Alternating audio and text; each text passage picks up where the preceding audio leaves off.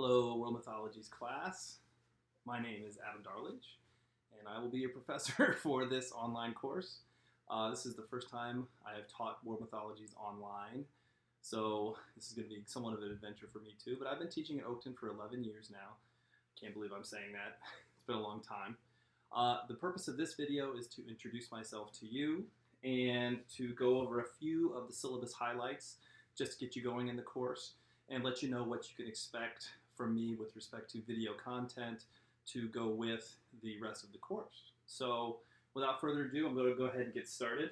My name is Adam Darledge, and I got my PhD from the University of Chicago. I studied the history of Christianity from, Judeo-Christian times, back when Rabbinic Judaism split with Christianity in the early years of the movement until the present day.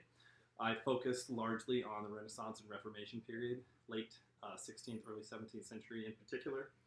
And I came to Oakton back in 2009 because there were no jobs on the market, and a friend of mine was teaching there, and I called up the chair and she interviewed me, and it's been a great relationship ever since. I really enjoy teaching at Oakton. This is fun for me. So the part I miss, obviously, is the in-class collaboration that I do with students, but we're going to do the best we can online, and I want to let you know that I'm here to answer any questions that you have. My job as professor, just to give you a little heads up, I feel like my work is like a catalyst. My job is to sort of take you from one place to another. I'm not going to go over the full syllabus. The full syllabus will cover all of the skills that we're looking to build. I want to give you a toolbox with which to approach the study of mythology. And I think that how we're going to do it through some of the Greek stuff and the ancient Egyptian, Mesopotamian, Norse myths, and some contemporary comparisons, I think that'll be a fun way to do it over the summer. For me, learning has to be interesting and relevant and engaging, and if not, you're not going to remember it. I know that a lot of you are probably just taking this course because you have to, because it's a requirement, and that's okay. In fact, I used to be a graduate student and be like, oh man, got to teach students who don't want to be there. But I found that that's just counterproductive. What I actually find is that students who don't go into humanities or history or some of these related fields that I love are actually some of the best resources that I have because they see things in a totally different way. So I'm actually really looking forward to teaching students of all different backgrounds and majors. Some of you may be taking a summer course from another college that you've been at.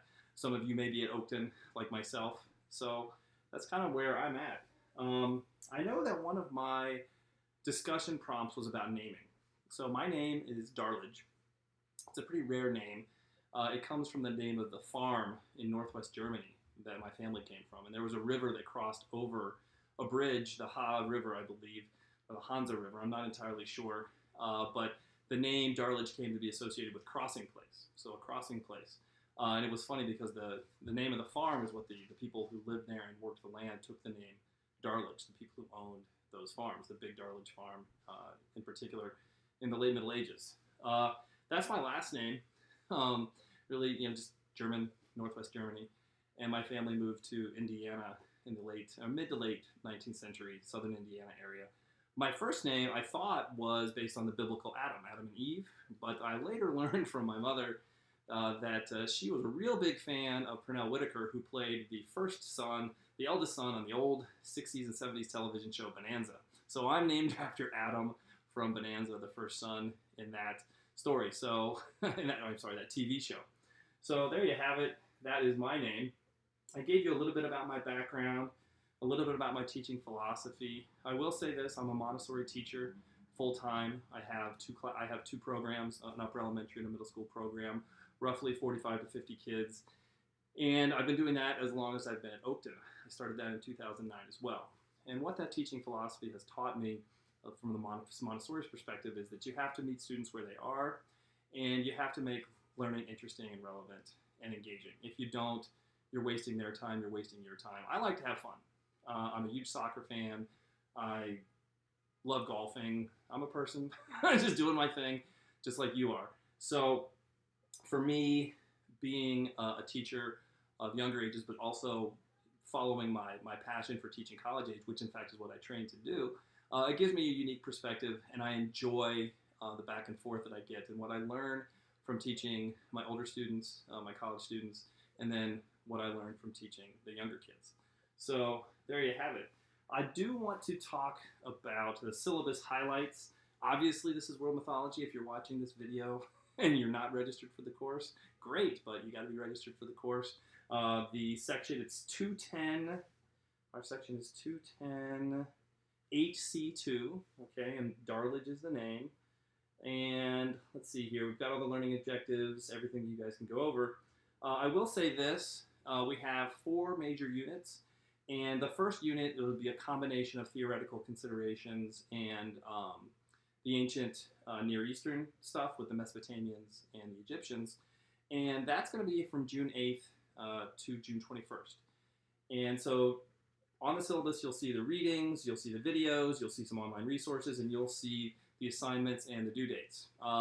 If you go to D2L, you may notice that what you see is a due date the day after. Well, basically it's because I'm giving you until midnight of that day. So if it's due on June 15th at midnight at 12 a.m., I gave you as much time as I could to get the assignment done. Our first assignment in this unit is the naming. Okay, and I've seen a few students that have already posted on that. Great post that I've seen so far. And then we've got another discussion post coming up next week on Hero. And then we also have an archetype analysis project for June 21st, as well as building an ancient Near Eastern underworld. And how am I going to help you do this? Well, I'm going to be posting some videos on the theoretical considerations for this course. Why study world mythology? Who's Joseph Campbell? Archetypes. What is this guy talking about? I am going to post videos to share my thoughts with you and give you the course content. That way, to go ahead and supplement everything that you're reading. Part of my teaching philosophy is I like to reach different learning styles in different ways. Some people love to read. I got the reading. Some people love to watch videos. Some people love to hear audiobooks. I love audiobooks. I'm a really auditory learner. I love learning that way. And some people like building things. And it may seem a little unorthodox, but I have found that assignments that involve the whole person and involve creativity, students tend to take more ownership of those works than the ones that they're sort of forced to do. So I will have traditional assignments, as you'll see on the syllabus, but I also like to think outside the box a little bit and do some fun stuff to make it so that it's actually relevant to you.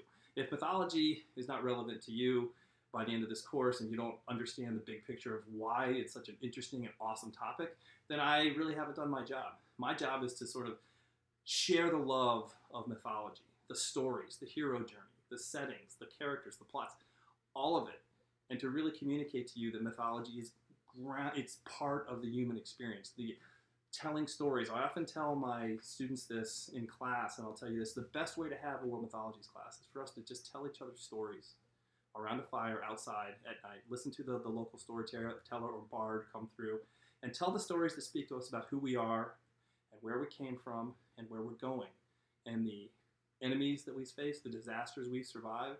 If you look at any of the myths of the world, it's all about some sort of connection to not only nature, but also to each other as a community. And the stories that we build are so powerful. We are social people. I mean, it's really interesting teaching this course during a time of social isolation. Hopefully things are going to start opening up, and they already have a little bit. But people are social, and we build meaning together. And mythology is the way people built meaning. It is the narrative side, the storytelling side of the rituals, the belief systems of ancient religions, pre-modern religions, and of course now we have modern day heroes that we're going to talk about. How do they relate to mythology?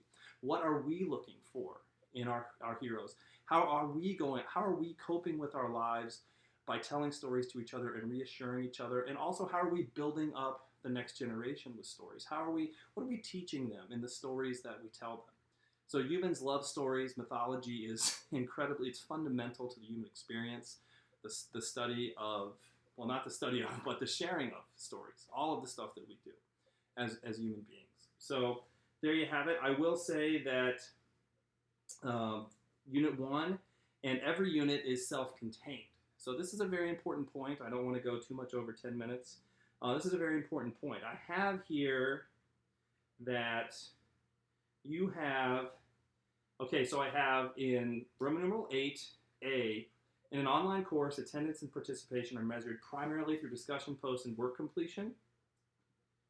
I expect students to do the readings, watch the videos, and make substantive posts in the discussion forums. Late discussion posts will receive at most only 50% of the points available. Replies to other students' posts must be done by the end of each unit. Late assignments will receive at most 75% of the points available. For example, a project worth 60 points will only receive at most 45 points for this assignment if it's turned in late or past the unit due date. Students need to make sure all work is done before the due dates within each unit.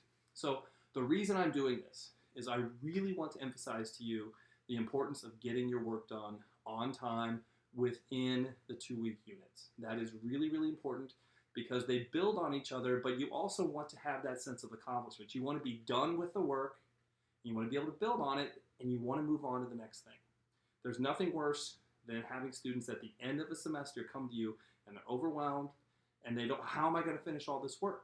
And sometimes it's their fault, but sometimes the course was not designed to keep them accountable to themselves. So what I'm trying to do with this online course is keep you accountable to yourself to get the work done in a timely fashion. So please make sure you're getting the work done within each unit, because if I start penalizing you for points, that will add up rather quickly. And I don't want that to happen. I want everybody to do well in the course. I'm not the kind of person that looks for a bell curve. If everybody gets A's and everybody does great, 500 points out of 500 points out of a point system, awesome. That's what I'm looking for. This course is supposed to be about learning, engaging the myths, the legends, the stories together, and doing good work. I try to keep it simple. So please, please, please pay attention to making sure you turn stuff in on time. Get your discussion posts in, get your work in. Some of it, for example, with this Build an Ancient Near Eastern Underworld, you're supposed to post pictures of that. And if you have questions, please contact me. Okay, I'm going to be talking about that. This is only one video of many that I will be doing this semester to help get you going in the course. I feel like this is what I can do to really make this course come alive. One last thing, I've decided to hold optional Zoom meetings. That's in the syllabus. I'm going to try to do one this Wednesday at 7 o'clock, 7 p.m. So I'm going to try to do that. You will be receiving an email invite to that Zoom meeting. These are completely optional. This course is asynchronous, but this is completely optional if you want to ask questions, you want to talk course content. I'm trying to meet you in as many ways as I possibly can to get some success this summer with you as my students. So I welcome you to World Mythology. I look forward to getting a chance to know all of you as best I can through this forum. And I appreciate you taking this course. I think it'll be a lot of fun. I think we're going to learn a lot together. And let's do it.